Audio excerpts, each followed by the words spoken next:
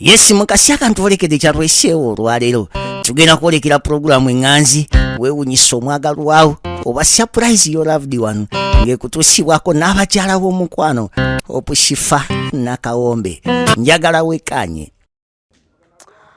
Alright, abalungi abatulaba nzize kwogera ku ki?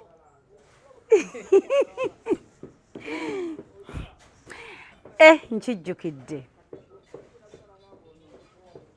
abakyala bongedde okwagala Farouk the head boy.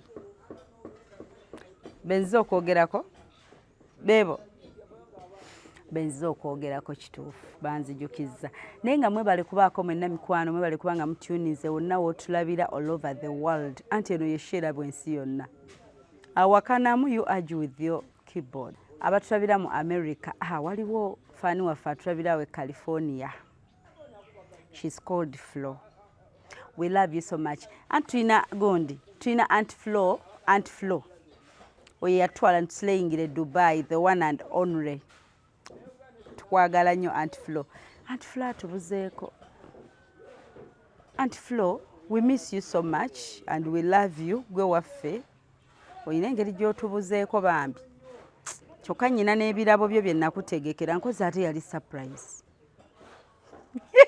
Bansekeredde oba lwaki kubanga surprise ennema namutegekera surprise naye mubaza lwajja Uganda simulaba. So we have even tuna Flo mulala owe California, tuna Aunt Flo ye wabeera bayitawo bati. So tuyina ne Aunt Frida abuze ne bannange eno show yammwe lwaki mubulanga bwe mutyo. Aunt Frida abuze, Aunt Susan Sempa waliwo yanzibiddeko nti she's in the country. Aunt Rona bonna nno Basempa family they came back. I think, I'm not sure, but someone told me. Banzibidde kwa lwe ya informize nga mnange nno your loved ones are in the country ngamba okay. So tubatumiddeko mwenna tuyina abantu betutambudde nabo mu Sheeno tuyina family, tuyina abantu baffe ab'okumutima. We love you so much, tubaagala nnyo. Mami Agatha oyo ye muwuliza like almost every day. Bannange mami wange Aunt Lilian mami omulungi oyo natulabira Bungereza. We love you so much mami. How is life? Basista bange bagamba ki? Ate daddy ali atya? Tukwagala nnyo mami. Mami mmutegedde just mami mubende. Yes, ndabya mpadde n'aka message wano nagamba my daughter how are you? Oh, we love you so much. Yes, she has just texted me. Twerowolezaako kumu. So, we have so many people who have supported us. Ate nenkoona ku bantu mwenna abayimirira naffe to change lives mu show zaffe zino. You've created smiles ku faces z'abantu, muwadde abantu essuubi. Kati ate bwe ntuuka ku abo obbamenya naye nga bonna tubayina wano. Bambi mwebale nnyo. Thank you so much. Mwe abatumeekinze okubanga tukyayimirirawo. Tetujja kwesoma tugamba embu nno yeffe tuli b'amaanyi tuli baakabi twalina okuba. Munnange ye mmwe abatuwa amaanyi okukola ennyo okuva mu buliri bwaffe every morning ne tutalagga eggwanga lyonna because of you. Era bannange buli omu mwekubireko mu ngalo we muli. Ebimuli byammwe si ggwe Isaac okubira bano nsuubira gwe tolina kyowaakoze tonnaba kugwana bimuli byo. Tetugenda kuwa bimuli byo ggwe nedda tonnakola, but tuwa bano abantu abatulaba ebimuli byabwe singa tusobola okureachinga out ku buli omu ne tumuwahaga ne tu. And you know what, and those people who stand with us baba balina bye bayitamu, and sometimes you might find ng'omuntu ye watuukira nga yeetaaga help, nga yeetaaga okufiiringa that love, nga yeetaaga omuntu gwayogerako naye. Most of the people nze nkimanyi abantu abasinga okuyamba ebiseera ebisinga baba baloona. abasinga tebaliiko bantu. Omanyi lwaki tebabaako bantu? Nze nkibagamba out of experience. Abantu abasinga tebaba na bantu, bo babawa that hug, that comfort, that love, because abantu abasinga abayamba, people tend to, ababali okumpi, they tend to take them for granted. Because omuntu aba alaba nti gw'olina omutima omulungi oyamba, beerabira nti naawe weetaaga that love just spreading gy'owaayo. So I can really understand abantu abasinga ababa n'omutima omulungi. Abantu abamu abali fake ba attractinga bangi because they are fake, they are not real. But real people ba attractinga abatono kuba ensi teyagala abantu bali real. So baba batono nnyo abaagala abantu abali real. So abantu abali fake bo they attract many. They don't care oba bastaying oba bagenda, but buli budde baba attractinga. So real people ebiseera ebisinga babeera loners, babeera bokka, babeera ensi tebaddiza kyebagaba kyebawaayo. So kati nze ebiseera ebisinga omuntu yenna ayamba oba ayimirira n'abalala mu nnaku yaabwe, nkimanyi kyembagamba nki experience nze nkirabyeko. Bo tebatera yimirira nabo when they need help, when they are in need, because they are taken for granted. Oyo shifa ali strong, akaaba bamukoze kyekajja kiyitamu, yoyo shifa waffe mugumu. So you end up nga gwe buli omu agamba oyo mulwanyi namige, oyo soldier. But even a soldier needs love and care. And oba munfuna, you feel me? Anyway, kansooke ngende ku kyatuleesera nga sinnakigendako mbajjukiza nti ku Hypex Studios bali Usabala Road Najjana Nkumbi near Cobbins Motel. So totunula walala wonna in case you have any function, as in ng'olina embaga okwanjula, kuhinjirwa, kukyara, bridal shower, baby shower, birthday photoshoot, oba oyagala omwami wo mwekube ku bufaananyi obufaanagana, ebyo ebintu jasi byegomba, bifaananyi bya couple tobyegomba jasi, ne mutunga ebitengi byammwe n'omulenzi wo ne mukola photoshoot, bwe muba mulina n'abaana nabo ng'engoye zifaanagana, babiyita twinning family photos. Bannange jasi obyegomba naye maama nga tebituukikako. Abamu omusajja omuleeta omwambaza ebitengi ebifaanagana omukwata kabadiya nga bamukase.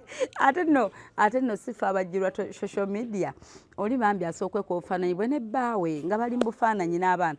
Kati mu comment abatera okudduka mu comment section, ogenda osanga oli naaga bambi musajja wattu tabyagadde, teyabisiima, kwegana ne bamaliza nga bakuwulizza bubi nga tebamanyi kyoyiseemu okumukkirizisa omuleete mwambale obugoye bwammwe obufaanagana. Naye nga wemba mubwambadde mugende ku Hypex Studios babakube ku bifaananyi ebyo. Yes, ensi tulivinga memories ezo. Omanyi memories ezo zizza omukwano. Bwe mukola obuntu obwo ne bonaaba omukyala tugeze anyiza atuggubadde, bwe muba mwekubye obufaananyi obwo bw'atunulako mu ddiiro ng'alinda omwami tadda ssaawa 7-8 tannadda waka, at least atunulako obwo obufaananyi Hypex Studios bwe bakubye nga couples, n'asanyuka naga owaayo ajja kudda ekifaananyi kino kindaga nti tuli couple, he's coming.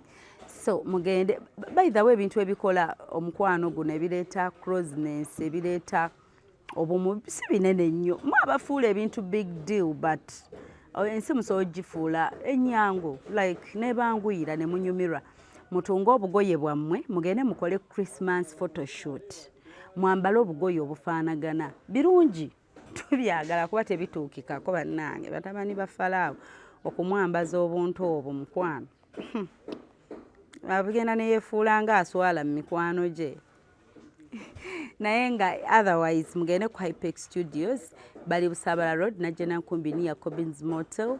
Abalina birthdays kati naddala aba December babies, banze ba January babies, tugende batukube ebifaananyi ku Hypex. Then if you want to be designed nga weetaaga engoye nga ogamba bannange shifa atugamba tugende ku Hypex Studios, ne bye tulina okwambala tetubimanyi. Kansooke mbasomere ennamba ya Hypex Studios ate kati mbawe ku magezi ku by'okwambala. Hypex Studios bali ku 0789 343802 oba 0754 192434 and I'm glad buno obaka bugenda eri Hypex Studios nga mbebaza nti bonna abantu all the people have recommended ne bajja oba abakubye essimu nga balabye akalango bannange tufuna bakiyita batya mu luzungu waliwo ebigambo ebimu byessa kyayagala kwogera Luganda nga njogera luzungu lwokka njogera luzungu bayita batya kino kye bateekawo akabokisi ne musuulamu ebiteeso kale Remax bakiyita Remax oba Remax kitegeeza kiti Isaac olimu oluzungu lwange mukwano omusimbi gwange ogutokomokanga okute mpo ekigambo ky'oluzungu ngenda kulangira nti nedda ng'omuntu bw'ajja n'agamba kale nga bwe tunaakolera omuntu nadda ngenda kyewa nno ate bwe nkyewa ngenda kumpaayo omutwalo reviews mpa omutwalo gwange Isaac nkubangiza oluzungu lwange n'otalumpa ssebo oluzungu lwange ndusamu ggwe oluzungu lwange lubamu ggwe oba junior ndubanja lubamu PA oba obyonoonya ebibyo birala yes reviews nnungi nnyo ze batuwa and kituwa amaanyi kitusanyusa so kituwa amaanyi okwogera ku Hypex nga tuli so proud so nga tubenyumirizaamu it feels good okurecommendinga omuntu n'omugamba nti genda waneeno jafuna service ennungi n'ofuna reviews ennungi so tubenyumirizaamu we are proud of you and we are looking forward to continue working with you.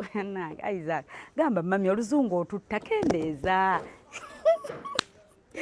Nayenga anyways mbadde mbagamba nti ate bwe mba mwagala oba designingira engoye ez'omulembe totunula walala wekwate aba Hosh Fashions and Bridal bayina gomesi bayina gowns bayina changing dresses party dresses bayina suiti z'abasajja bayina zino engoye z'ekinyarwanda ez'abasajja bayina bingi nnyo ddala ebyetaagisa byonna ebyambalwa ku mikolo ne casual ate bw'oba oyagala designs ez'enjawulo customized designs nga yo bagibakoledde kati nga mbagambye family photos nga mwetaaga engoye ezo oba weetaaga birthday photoshoot nga you need ideas bazikolera kasita obawo obudde n'otabagamba nti nkubye leero ate mbyagalirawo nkya of course how are you gonna customize your outfit on like in just one day jangu bukyali kati nze mulaba birthday yange 2 January mba natandika ddogirowoozaako ne mmanya nti Hosh Fashions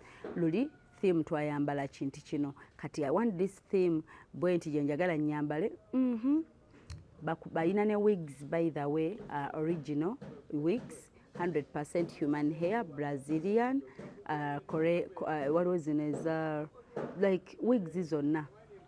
Bali ku Hosh Fashions, basanyi ku 0702562157.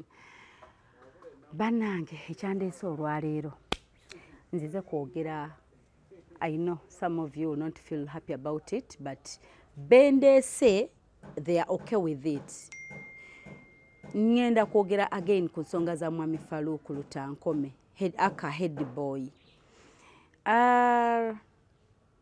mbaddiramu abamu mwetumikkiriza when you don't know the story but anyways tetukyabanenya because fe abaliko mwogere kwani mwina kwogera ku ffe so twabakkiriza ne tubaleka it doesn't matter to painting erinnya nga bw'olyagala erinnya lyaffe lisiige nga bw'olyagala twogereko nga bw'oyagala abatwogerako obulungi mwebale nnyo big up on yourselves mwebale butabeera ba coward but we have those cowards abatiitiizi nga batya ekirungi okyogera nti kirungi nga batya okukola research ne bagoinga deeper into something before uttering out different words naye buli omu it's okay any news is good news so you have a right to speak and to say whatever you feel like you want to say naye nyongera okwogera ku nsonga za Farouk one day Sylvia yajja ye kennyini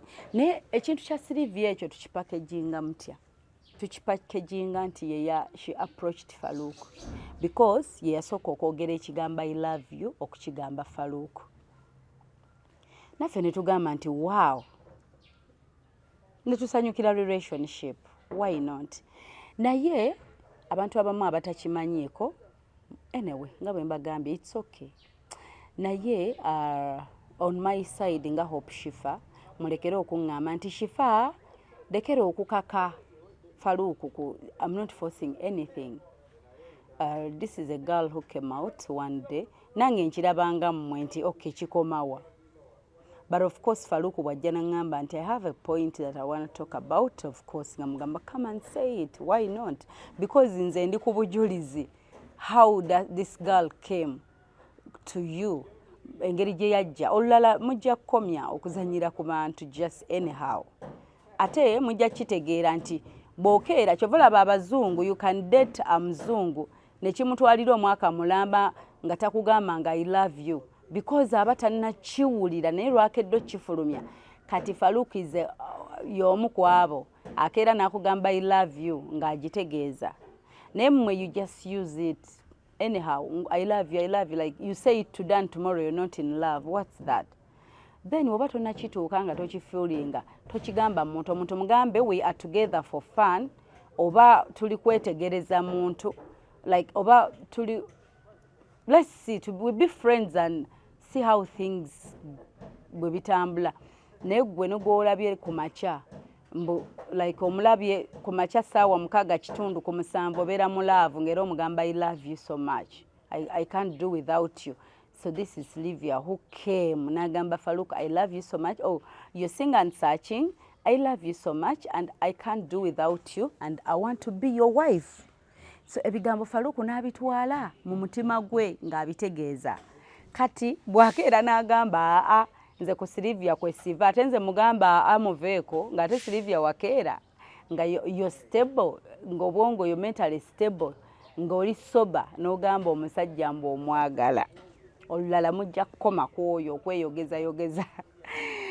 Anyways ekirala tujja sooka kubeebaza tulina baana bawala betuleese tuzze nabo tugenda kwebaza abaana bawala bano obuvumu mumanyi lwaki mba baleetedde ekyo nakyo kijja bayombya abawala bano nayogerako nabo ne bagamba okay if you want Faruku send your video send your photos and your voices tulabe lwaki nkireese ku social media again you say kyagala nnyo kamera kamera by the way njagala omanyi kamera ebirungi byetufunye we've changed lives mu kamera tuwadde abantu smiles mu kamera tuwadde abantu essuubi mu kamera ku kamera kwesiva era nkibagamba era mwenna abaweereza obubaka nga mwagala Faruku just no ku kamera kwesiva bw'oba olinawo abasajja bana kye nalabye abawala abamu obayo n'abasajja bo bana kati noteekako ono Faruku ng'ennyongereza omuyuzinge oyo yenga oli bwe bakumenya ng'eno gy'oddukira kataata kapape it will not work out that way si ku muntu owange ono Faruku wange kati wange and when he's in pain I feel for him. Me I love people. Why not? Man, mostly I love happy people. So kati Faruku bomba mulowooza abawala abalala naddala mu abaana abakolera emitala w'amayanja bw'obanga olowooza again the same thing mumulaba ali vulnerable and you know ojje ogambe ojja tandika omuga agenda olabe ku mwana wange ajjeyo sente aspending ange nalabe ku mwana wo genda onkolere kino nga omanyi he will run so fast omukozese it will not be that way. Yagala Faruku nga takuswaza because Faruku was standing in front of the camera nga kuliko live. Silivia nalaba Faruku mulekerawo okwogera ebigambo mbo lwaki teyayimirira n'amulaba height ye lwaki teyakola bwati. She saw everything. And I called Silivia. Nemga Silivia, have you seen that guy you're saying that you're in love with? Nti I've seen him. Nti ekiki kyolabye nga nze saagala kukyatula nagamba mulabye bwe yakula alina kino ali bwati ne bwati konze and you still love him. Nti I love him. Oh, fenna ntulaba Silivia nga a special girl, a special lady, a woman. But now bwaba yefuula olw'okuba amaze oyisaawo ebibya and she's back in the country. Ate amala asanyuke ne basanyuke yetekeseewo ate olusirika amala ataddeyo amulage nti Faruku nkwagala nnyo but because of ABCD things were like this era musajja watu atandikiraawo okukukolerera. No, it will not be so. these are some of the girls bembaleetedde abagamba nti baagala Faluku ye tetujja bikweka era Faluku kati bwe bituuse gwanaaba amaliriza naye nti tugenze n'ono ye mukyala Faluku mugenda mulaba tumubalage era abawala mwenna mujje ebyo bye muŋŋamba mu inbox Shifa twalabye Faluku munfunire mugenda kwefuna ngamba toyeka wano mwogera ensonga zammwe nze mumala okunkozesa eno ebbali munzikiza mwagala nze mmale ŋŋambe Faluku omuwala wuuyo akwagala mumale mugambe gwe yamumuwa wamumuwa nga namumuwawa mbawala mmwe mmwe abakola ki abajja n'ogamba omuntu oyo musiimye ate enkya wayita eddakiika nti ate kati munnange oluusi temuwa na reason. So bano be bawala abaagala Faluku kamba bateereko. So Faluku muba naakwataganira tetwagala bya bbali mumale mugambe nabakaka kati ne bano mbagase bazze ne mbagamba muweereza obuvidiyo ffe tujja buteekayo Faluku mumulabidde mu kamera just no bw'aba akukyuzinze era bigenda bbeera mu kamera ate famire ye eri ku kamera kweri. Faluku yabagamba ayina abantu bayina bafaani bayina abantu badde bamufollowing ayina abamusupportinga who would love to see him happy gye bali. So era ajja balaga abagambe yono omuntu wange kuba ye talinayo gwe yekwekerera mulala talinayo nti gwaswalira. So nenga Sylvia yesookera n'agamba Faluku amwagala. Faluku n'amugamba okay mpereze ebifaananyi ko muwala kanzije mu video najja mu video ne basiimagana and on Faluku's phone Sylvia yasooka n'okuweereza halo ye yasooka ye yatandi like ebigambo bye byasooka. So anyways Faluku nkozi yagaba ennaku mmeka Faluku no musajja wabulayo lumu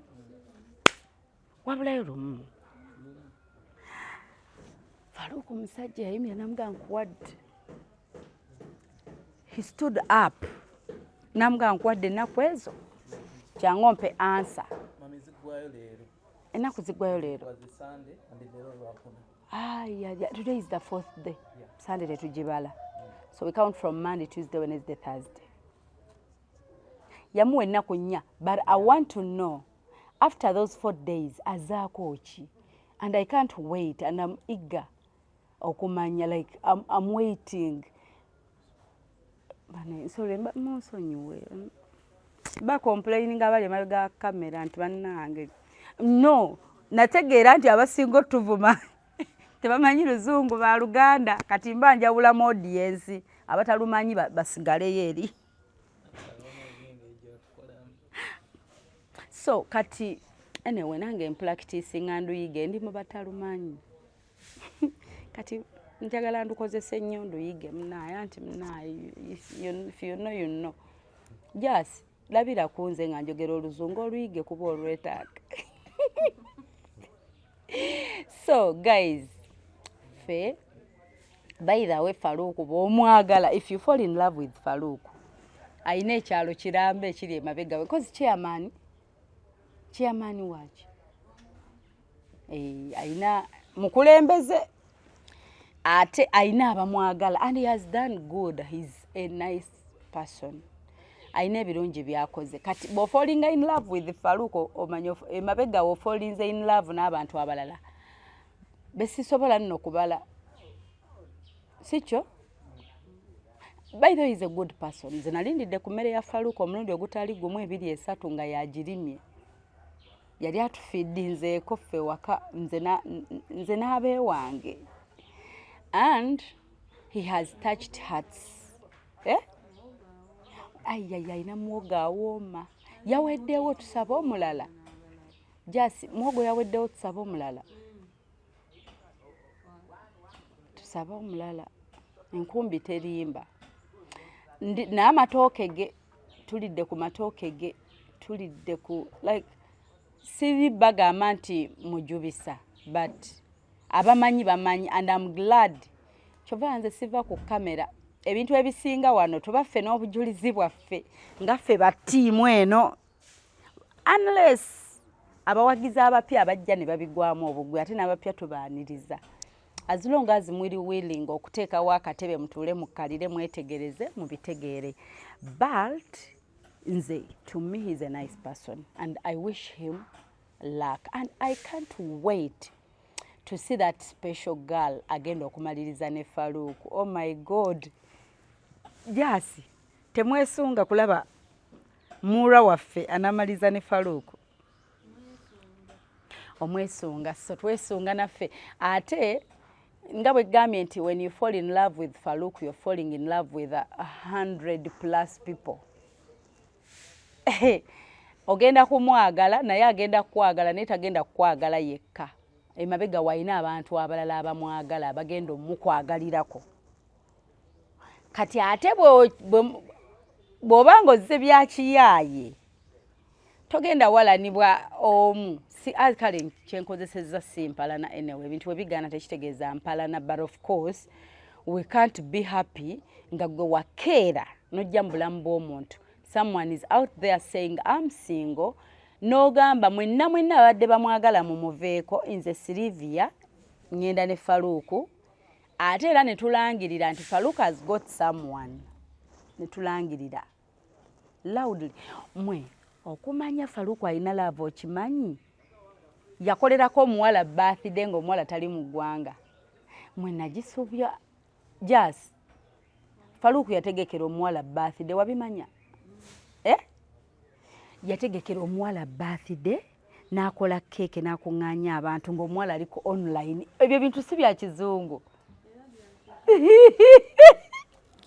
ng'omuwala aliko online ne bakola omukolo naye gwe nange baali bampise naye munnange muno mwe nali e Germany birthday nange nalengera nnengere era baayisibwa bubi ne bagamba mami tukuyise ku Sunday bweti tukuyise ku birthday ya Sylvia konze Sylvia yakomyewo nedda tugenda gikola nga ali Bulaaya nga tuli ku video tuzine tumuziniremu bane gwulira love abantu ne babakuŋŋaanya ku kitundu kati if you see those people nga bayimirira bagamba nti ffe tubanja Sylvia jangu otuddemu ate bw'otuddamu toddamu omu tuli bangi bateekamu obudde bwabwe gomanyi okuddira omuntu ne bamussako online ku video call ne bazina amazina gaabwe ne basala keeke ate n'eri ewaka oba abaana ne bagamba nti tuweerezaayo something kati mwagala bigende bugenzi bityo nze era njagala kukubira Farouk simu kumubuuza ennaku ennya today is the 4th day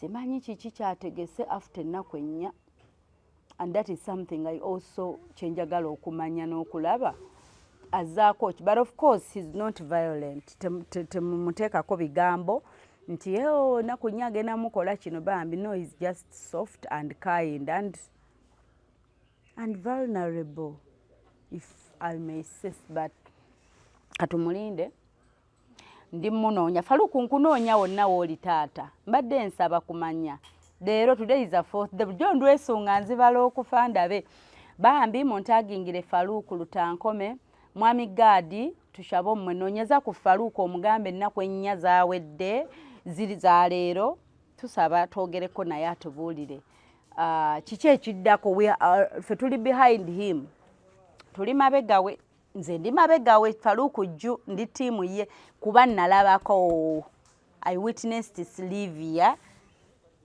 ng'agwa mu laavu ne Farouk ng'abimwegambira so otherwise abawala kambawe abawala tubatereyo baana bawala tulabe omugendo buva bamulamu baffe it's okay muteekeeyo applications muteekeeyo oli tiimu ani abantu batandise okwekwata dda ttiimu nga tetunateerayo bantu bawala jasi nedda sigenda tetukampeyingira muntu omu Masi yagamba ddadde Uganda mwaka mulamba anti tutyo tuddamu biri eri ebyo batwaliriza ekyeyo ajja bamenya omutima but ogambye oli ttiimu Masi nze sinalonda ttiimu nze ndi ttiimu bonna but abeera ayiseemu bannange abawala tebafuddeeyo and I mentioned it ne bagamba nti okay you want Farouk tetugenda kuddamu biri kati n'abantu kabatulondereko mbagambe Farouk alina online family ye alina ku ground bakajju beyita batya baka must shine nkozi awo bayitawo bakaddundu oba kaisiti eno gye wasooka then you go to dundu. Yes, dundu must shine, dundu ju. But I love that family. By the way, baagala nnyo abantu beebaka. And we have that bond and you always be part of me. Katonda yabandeetamu mu kitundu ekyo. Isaac kikyakoze. Kikyokoze? Wotayonoonera tobaawo. Naye nga a message to the Baka people, Dundu people, mbaagala nnyo from the bottom of my heart, and I always love you, and you always have a special place in my heart. Oluzungu balumanyi temutya, bo bajja dutegeera naddala Hedigaalu abimanyi byenjogera. Aha, naddala Rachel. Omanyi Rachel alina accent y'Ekimerika? Omumanyi Rachel? Nanyonga. Yes. Waliyo Nalukenge. Tuina Menta. Even when I'm talking about them, tekako ne smile. Tuina Vice. Tuina Jaja Peace. Jaja Enoka. Wa security yani? Wa security atambula yekka. Chaku. Tuina Chaku. Tuina Zendex oyo celebu waffe Chameleone waffe ow'eddundu. Tuina Millicent mukyala Gadi. Tuina Mama Rachel. Tuina Nalongo. Siwololo. Oyo nno budde bonna agenda fuuka Siwolololo. Ye tagenda fuuka CEO. Wabula ye tayita eyiye. Obudde bonna Nalongo tugenda mukolera business era nammwe abayimirira ku party eyo, thank you so much. Though twasigala tubuzaako katono according to the budget that we had, twasigala tubuzaayo katono, so that's why project ya Nalongo nesooka nepozinga, but for those who contributed for her, thank you so much. Era oyo yafuna that title wadde business tenayimirirawo, yagamba abalala bwe baba bayita ba CEO, yeye CEO ani gyasi ye wo. So obudde bonna Dundu awo tugenda kufulumya ba Siwolololo, tugenda kufulumya business ez'enjawulo, tugenda menye kindeke ki abantu nno baŋŋamba shifa ebyo byonna byonyumya lwaki totuwa bawala. Nkimanyi omusinga okwesunga ngenda baba wabangi nnyo ddala beeyogereko era nga tubibataddemu because tetwagala bukye mutuwaayirize. Era abawala abazze abavuddeyo ku nsonga za Faruku nga you're saying you're ready to love him. Ffe byaffe bya kamera ne Silivia. Faruku yamusanga mu kamera, kyova olaba ensonga zonna zidda mu kamera. Kati nammwe Faruku mumulabye mu kamera era ne mujja ne mugamba nti mumwagala. So I'm putting you out there. Saagala bukye mugambe tetwamulaba. We put out byonna ne mubiraba. So if you nkimanyi after this video tunalaba bye tunaasigazaako nga bakyamwagala. Omanyi, you people, this is not a joking matter. So if you love Farouk, of course he will make a choice. Njagala ye abalabe sinza alondawo sinza amugaba si mutabani wange ne bwe yandibadde mutabani wange. Why would I make a choice for him? Nti yagala ono nedda. So bano abantu baagala Farouk. And naye kati atyamu ayina options ze n'okusalawo okukwe, but ajja kulonda after okumanya ekiva mu nnaku ennya. Yaŋŋamba kye tugenda okukola after 4 days kyazzaako kyekisembayo kyesimanyi nange, but kunze ku saidi yange ayina right to speak out his mind. Nze mulaba nti muntu wa bulijjo wadde mwabalamu kummwe temumulaba as a normal person, but nze Faruku mulaba nga as a normal person. Ko waliwo simanyi na kye nninza mwogerako because ngambe he's a normal person. Ategeera mugezi obwongo bukola busaza kimu. He's bright. Mukozi to me simukase gwe mulabe ekyo gwe mulabe naye nga bw'oyagala. but ne bannanga abamulabanga bwe mulaba, thank you so much. Ate n'abamumanyi by the way twali twogera ku famire yaffe wano eno, we have Mami Christine, tubayina bangi nnyo, so abagamba I'm not forcing anything. Abaana bavaayo kati nga bano emugenda obbalaba. Alright, kambatereyo balamu baffe omugenda okuva that one person gwe tugenda olondako, ate era Faluku ajja bbawa reasons ze nti munnange ono mukyala bw'ati naye kino ne kino sinamanya kati biki byatunuulidde when he's choosing a person to be with. Naye katumuteereyo Faluku abalabe, nammwe mujja kuba mubimanya, tulabe abeesimbyewo ku Faluku, naffe twesunga okulaba ani anaaba mulamu waffe. Tugenda kwagala, we are ready. I'm speaking on behalf of the Dundu people. We are ready to welcome you. We are ready to love you regardless. All right, enjoy the videos, the information, the message okuva ku bantu abaavuddeyo okuba nga bali willing okwagala Faluku era nga bamugamba ffe tukulaba ng'omuntu ali nomo. We are ready to love you. Tukulaba nga omusajja yenna, abasajja abalala bingi balina ensonga zaabwe. Katubateekeyo ndowooza ne Mmase, nkozi oli tiimu Mmase, kale ne Mmase tugenda muteekayo. All right, kankomewo. So nyongera bajjukiza lwaki sibawa ate bafotographer abakabi nembawa connection nga sinava wano, babayise Hypex Studios, obasanga awo najja nankumpi ni Jacobins Motel Busabala Road. Assalamu alaikum wa rahmatullahi wa barakatuh. Asibyote Mamishifa, kasubire oli bulungi. Mamishifa, nakuweerezako message mabegako naye munaye wazibikkula, kale nondeka ku bluetick. Ate ng'ekyamazima nali ndi serious. Amanya bampita Namiro Firdaus. Ndi mukyala musiraamu. Naye nze kye nalabye Faluku Sylvia tamwagalangako, ate era tagenda mwagala. In fact teyamusiima. Nze nabalaba ku airport, kankubuulire. Siri musiiga, kale oba siri kuteekawo mbeera mbi, naye nzize ngoberera Faluku nga mulaba.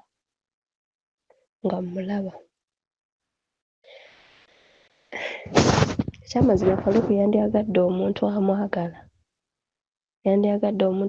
Ate ow'eddiini lye. Nzikiriza nnyo okwagala omuntu ow'eddiini lyo. Era nga Mamishifa nze ndi serious. Nze noonya musajja bwe tuneezimba naye ananzimba nange ne muzimba. Obudde buno ndi ku kyeyo, mbulayo emyezi 7 maleko, naye ebiseera ebisinga eno bw'omalako tebakuteerawo. Naye Mamishifa nze Faluku mwetegereza from day one. Ekyamazima nze namwagala nga bwe yakula, nga bw'ali, mwami abeera musanyufu. Kale ekyamazima gwe yalowooza nti agudde naye mu laavu, oli yali ayagala mmutwaliriza Kyeyo. Ebyo bakadama babikola nnyo.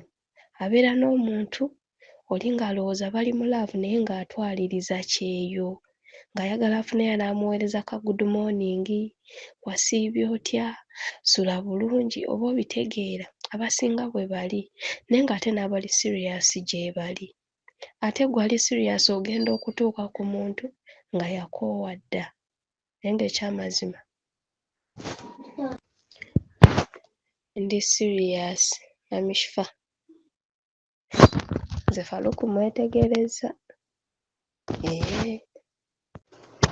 Mamishifa ebiseera ebisinga bagamba si kirungi kwagala muntu nga oba si kirungi muntu kuddamu kugwa mu laavu mu bwangu nga yakamala okumenyeka omutima.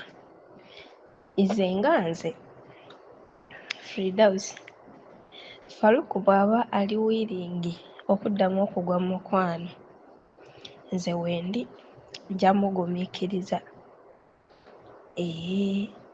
Nze wendi go ge mazima.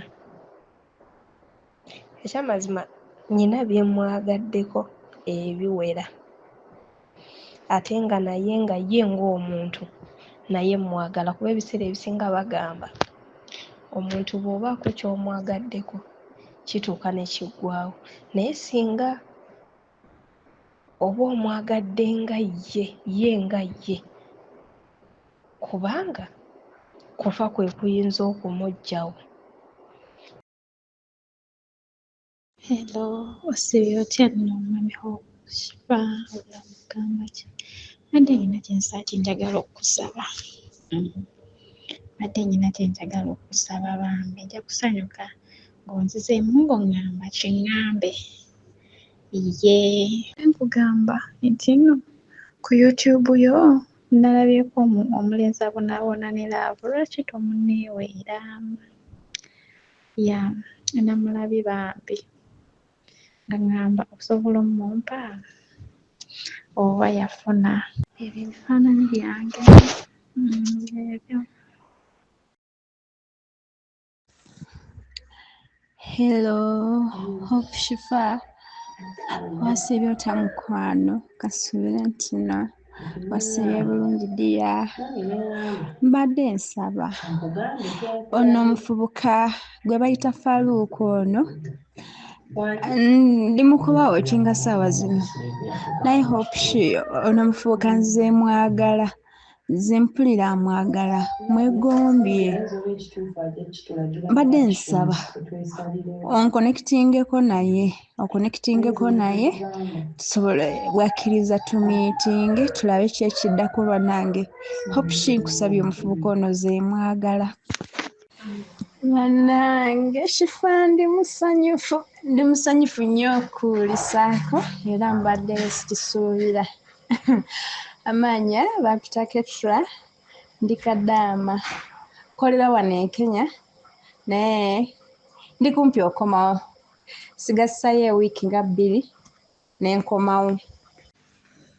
Hope Shifa yenze oyo, amannya nga lwekugambye bampita Ketra, nze ndi Musaamya ewa 2 Busia naye sibeerayo, ssaawa zino nkolera Nairobi e Kenya, eno gye mbeera naye ndi kumpi okomawo. Nsuubira mu 18 awo mu guno omwezi nja kubeera nkomyewo. Kati n'ekirala mbadde nsaba oyogereko naye. Ndina emyaka 24. Shifa bambi mbadde kusaba oyogereko naye bulungi, simanyi oba anaasiima oba nedda, simanyi, naye ogezaako okwogerako naye mukwano, kwagala nnyo. Hello Hope Shifa, wasibye otya mukwano? Kansuubire oli bulungi. Nange ndi bulungi, nasibye bulungi. Hope Shifa, ndaba nga Faruku tali interest nange. Oli agenda kunjagala, ali ku Silivia we. Annange oli ali ku Silivia we kwayagala, ate nga Silivia bambi tamuliiko. Omuntu nga takwagala just akozesa bikolwa. Akozesa bikolwa. Kati nze ndi serious, mwekayirire. Mwekayirire. Angesezeeko. Mungesezeeko nze. Temugenda kwejusa. Ate ffe abakiso tulina true love. Hope Shifa yenze oyo, amannya nga lwekugambye bampita Ketra, nze ndi Musaamya ewa 2 Busia naye sibeerayo, ssaawa zino nkolera Nairobi e Kenya, eno gye mbeera naye ndi kumpi okomawo. Nsuubira mu 18 awo mu guno omwezi nja kubeera nkomyewo. Kati n'ekirala mbadde nsaba oyogereko naye. Ndina emyaka 24. Shifa bambi mbadde kusaba oyogereko naye. Kale Shifa nkutekedde kanindirire ndowooza kati tulinze Sylvia afeeyo agambe amazima. Nze nnyombi Shadia era nga njagala Faruku. Mwagala abeere omwami wange era nga tebujja kukya lunaku lumu oba ki ngambe nti nno mwefuulire. Tekijja kubaawo. Mwagala n'omutima gumu. Kubanga mumanyi, sigamba nti sirina kye simanyi, manyi ekikula kye na buli kimu kyonna. Naye nze era mwagalirayo bw'atyo nga bw'ali. Sikirinamu buzibu kyonna. Nina emyaka 23 n'omwana omu alina emyaka 3 era nga kati ssaawa zino mpangaalira Jjinja mu ttawuni, naye ng'ewaffe ewaka awo wennyini tubeera awo Nakibizzi era ku kkubo lyennyini linene ery'Ejjinja, naye nga kati nze mpangaalira mu ttawuni eno ne nkolaakolayo bwe ntyo mpola mpola nti bwe ntambuza obulamu bwange. Era nga naliko ku kyeyo namalayo emyaka 2 nenvaayo era kati mu ggwanga mwendi.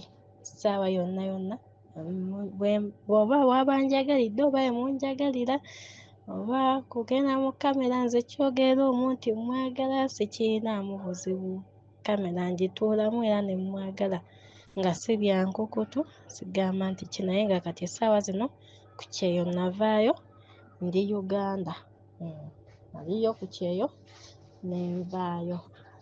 Kati ndi Uganda gye ntetenkanyiza ate.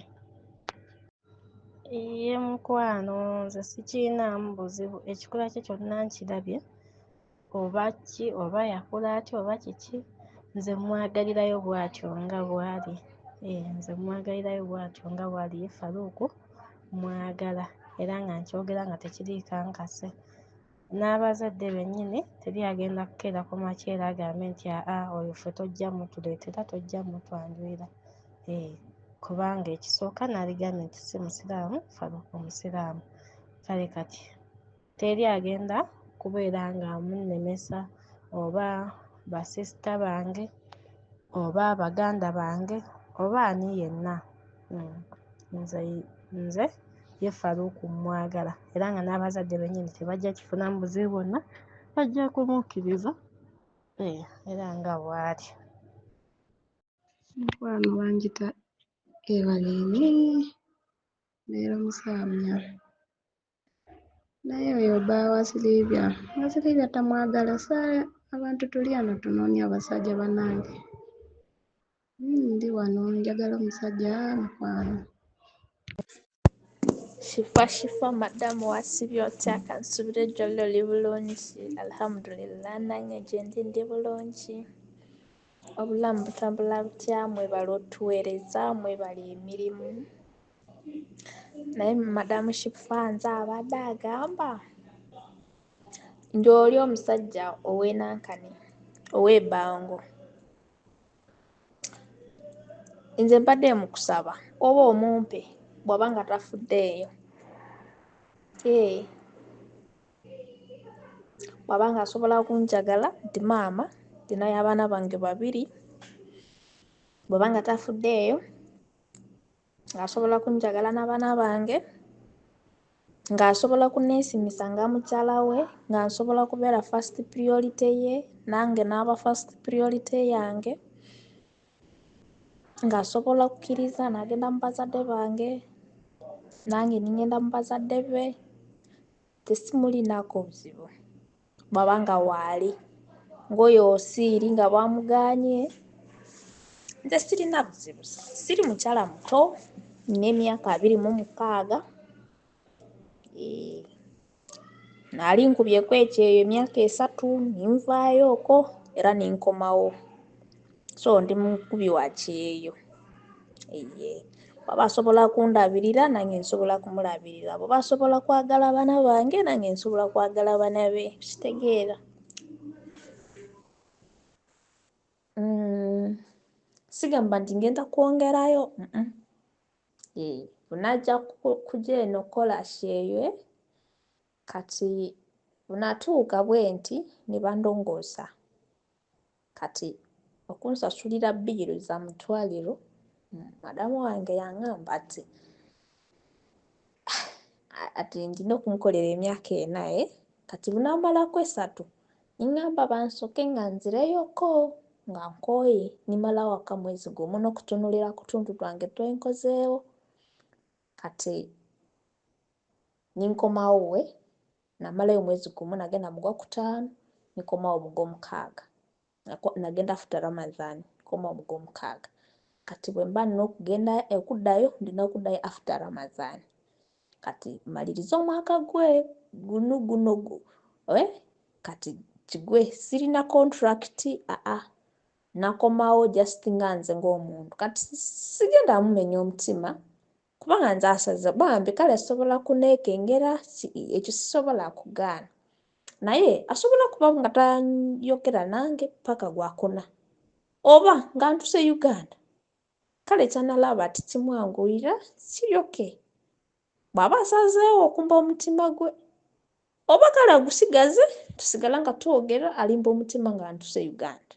Nakyo kisoboka. Ekyo nsobola kitegeera Madam Shifa, ekyo nkitegeera bulungi nti asobola kuba nga atya. Olaba Madam Shifa, omanyi ensonga lwaki nze nasizeewo ninoonye nampayo nze nkunoonye nkugambeko olw'ensonga sijja kugamba nti sideesigangako nali deetinzeeko.